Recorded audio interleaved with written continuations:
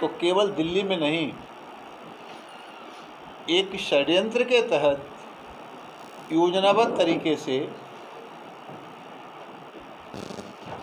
जिहाद के रूप में सारे देश में रामनवमी पर पत्थर फेंके गए।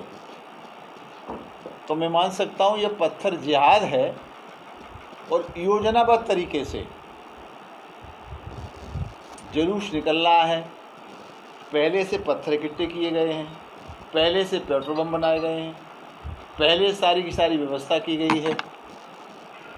तो जहाँ तक मेरी बुद्धि काम करती है, मुझे लगता है कि मोदी जी का महामंत्र सबका साथ, सबका विकास, सबका विश्वास, सबका प्रयास, इसके आधार पर झुग्गी झोपड़ी के इंसान से लेके क्या हिंदू, क्या मुसलमान, क्या सिख, क्या ईसाई, सब में एक सौहार्द का वातावरण सारे देश में प्रकट हुआ।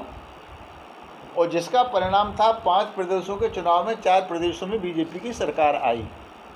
विपक्ष को लगा कि ये तो सब खेल ही खराब हो गया, सब चले गए भाजपा के साथ, मोदी के साथ में।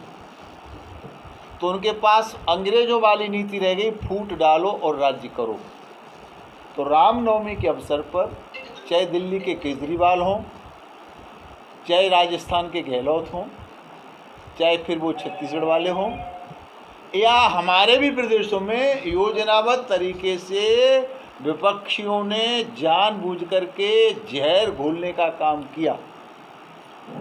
अब ये जांच का विषय है, तब तक सरकारें जांच करेंगी, वहाँ सही जांच नहीं होगी तो केंद्र की सरकार कमेटी बना के जांच करेगी, और जो दोषी होगा उसके खिलाफ कार्रवाई होगी, और कार्रवाई हो भी रही है। तो लोग तिलमिला रहे हैं, परेशान हो रहे हैं। अब लोग इस पर बहस नहीं कर रहे पत्थर क्यों फेंके गए, और पत्थर फेंकने के बाद बुलडोजर चल रहा है, कार्रवाई हो रही है, इससे लोगों को दर्द हो रहा है, बड़ी पीड़ा हो रही है। मान लीजिए जुलूस किसी मुस्लिम मोहल्ले से निकल रहा है, तो उनने सब पत्थर पहले से इकट्ठे करके लगे, तो उनको कोई ज्योतिषी थे, उन्हें पता था कोई नारा लगने वाला है, और नारा लगा कि नहीं लगा उसका प्रमाण होना चाहिए। पर जिस तरह से पत्थर सारे देश में रामनवमी के जुलूस पर फेंका गया है, ये बहुत दुर्भाग्य का है। और मैं समझता हूँ मोदी जी के होते इसे बर्दाश्त नहीं किया जा सकता। तो कार्रवाई होगी, और जिन लोगों ने ऐसा किया है वो कार्रवाई के लिए तैयार रहें।